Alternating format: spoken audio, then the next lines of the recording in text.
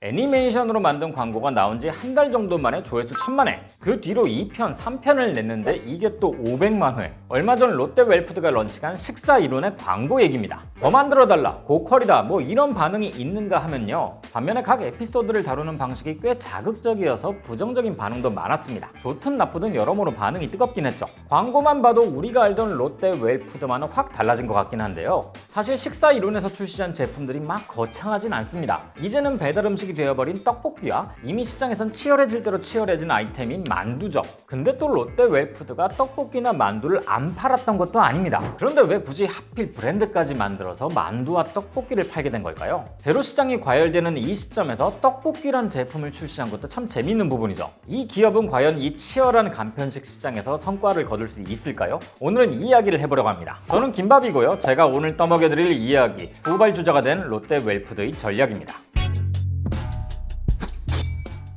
역사적으로 우리가 소비했던 상품들의 공통점은요, 어떻게 하면 사람들을 편리하게 만들어줄 수 있을까에 초점이 맞춰져 있습니다. 빗자루에서 청소기, 그리고 무선 청소기, 스팀 청소기, 로봇 청소기까지. 이 청소기의 발전만 봐도 그렇죠. 특히나 로봇 청소기는 삶의 질이 한 단계 더 올라간다고 이야기해도 과언이 아니거든요. 먹는 것도 마찬가지입니다. 처음엔 음식을 오랫동안 보존하고 보관하기 위해서 보존식품이란 게 등장했고, 그 이후로는 소스들도 상품화되기 시작했죠. 이 소스가 별것 아닌 것처럼 보여도요, 정말 복병이거든요. 된장, 간장, 고추장, 이걸 옛날처럼 집에서 다 담근다고 생각해보세요. 정말 앞이 깜깜하실 겁니다. 이걸 뒤집어서 이야기하면요, 이 편리함에 대한 열쇠를 찾는 기업은 전쟁의 승자가 된다는 이야기도 됩니다. 최근 가장 치열한 전쟁을 벌이고 있는 것이 바로 간편식 분야입니다. 갈수록 바빠지는 사람들, 더 늘어나는 1인 가구들 사이에서 피어난 시장이죠. 식사를 준비한다는 것은 생각보다 귀찮고 힘든 일입니다. 1, 2인 가구는 사놓고 버리는 재료들도 많죠. 이런 요소들이 간편식 시장을 키우는데 크게 일조했고요. 이미 커질 대로 커진 시장 아니냐라고 생각하실 텐데요. 당분간은 계속해서 더 덩치가 커질 겁니다. 최근 롯데 웰푸드가 이 시장에 진출했습니다. 바로 식사 이론.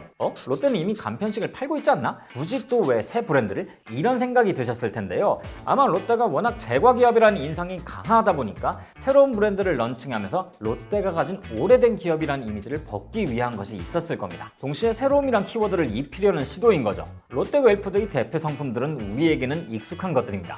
설립된 게 67년이고 껌으로 시작해서 스낵류로 덩치를 키워왔는데요. 이건 모르시는 분이 없을 정도죠. 지금은 롯데푸드와 합병해서 아예 종합식품 기업으로 거듭난 상황이고요. 이미 간편식 시장에 많은 기업들이 들어와서 경쟁 중이고 자신들의 능력을 과시 중입니다. 우리 같은 소비자들에겐 좋은 소식이죠. 하지만 기업 입장에서는 정말 하루하루 피가 마를 겁니다. 어떻게든 차별점을 만들어서 정확하고 적절하게 마케팅할 방법을 찾아야 겨우 주목을 받을 수 있거든요. 식사 이론이 아마 그 고민의 결과물일 것 같은데요. 식사 이론은 뭐가 다른 걸까요? 이 이야기를 해드릴게요. 우리가 먹는 음식은 거짓말을 하지 않습니다. 우리가 먹은 건 우리 몸에 그대로 반영되죠. 물만 먹어도 살이 찌는 일은 거의 일어나지 않는 일이죠. 또 왜 이런 말이 있잖아요. 20대의 식습관이 30대에 나타나고 30대의 식습관이 40대의 내 몸에 나타난다. 뭘 먹든 당장은 내 몸에 큰 변화가 일어나지 않을 수는 있어도 언젠간 결국 티가 나기 마련입니다. 제로 음료, 저탄수화물 트렌드도 이런 맥락에서 있고요. 이게 참 아이러니합니다. 사람들은 먹음으로써 느끼는 행복이 엄청나게 크거든요. 한 조사기관에서 사람들에게 행복하다와 관련된 연관어를 떠올려보라고 했는데요. 가장 많이 나온 답이 먹다였습니다. 하지만 건강하기 위해서는 이 행복을 절제해야 하는 거죠. 더 큰 행복을 위해 다른 행복을 포기하는 느낌이랄까요? 그런데 아시겠지만 건강하게 먹는 것도 쉬운 일이 아닙니다. 정말 번거롭죠? 대표적인 게 샐러드입니다. 보통은 샐러드를 사서 드시는 경우가 많지만요. 이거 집에서 준비하다 보면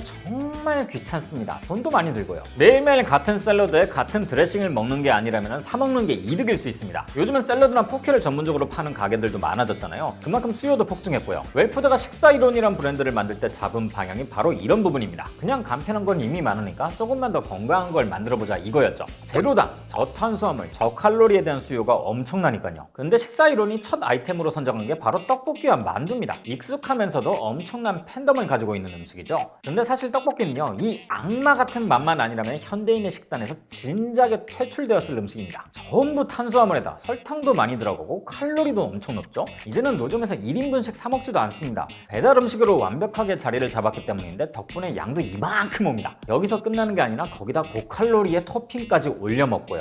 안 그래도 칼로리 높은 음식을 심지어는 많이 먹게 됩니다. 그럼에도 불구하고 한국인들이 떡볶이에 열광하는 이유는 이 모든 단점을 덮을 정도로 맛이 있기 때문입니다. 맛 원툴 음식인 거죠.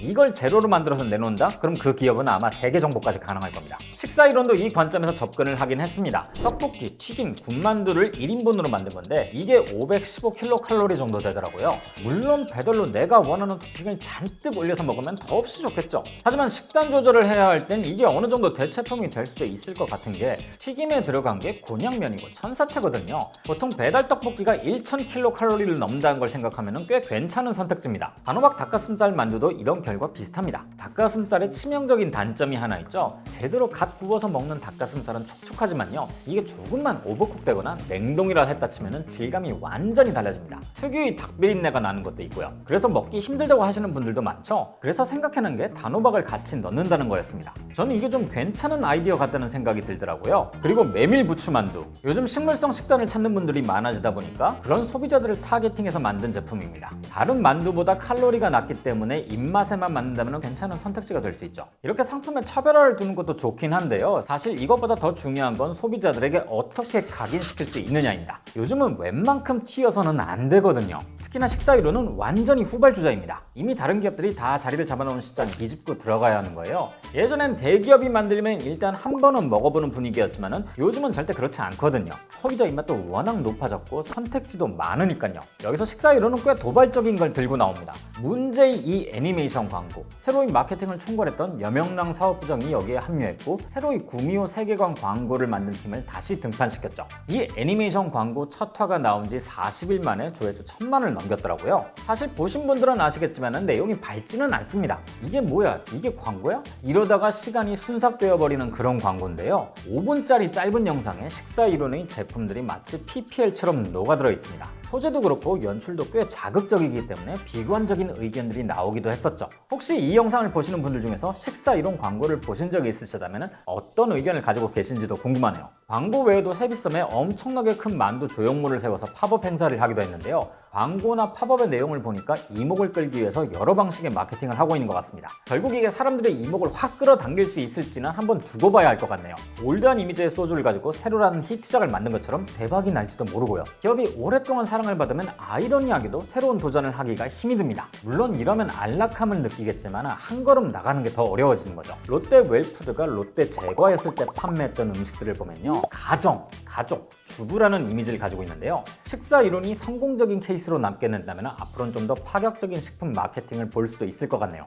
음식에는 두 가지 포지션이 있습니다. 맛은 있지만 몸에는 그닥인 음식, 몸에는 좋지만 맛은 그닥인 음식. 식사 이론은 과연 이 사이 어딘가에서 적절한 지점을 찾을 수 있을까요? 맛있고 간편한데 건강한 음식, 그러니까 현대인이 원하는 이런 완벽한 음식은 어디까지 진화할 수 있을까요? 저도 정말 궁금한데요. 그런 의미에서 오늘은 앞으로 어떤 간편식이 나오면 불티나게 팔릴 수 있을 것 같은지 여러분들의 생각을 댓글로 남겨주셔도 좋을 것 같습니다. 혹시 아나요? 롯데 웰푸드를 비롯한 식품업계에 계신 분들이 이 댓글들을 보고 실행에 옮길지도요. 자, 그럼 다가오는 크리스마스 따뜻하게 보내시고요. 저는 다음 주에 뵙겠습니다.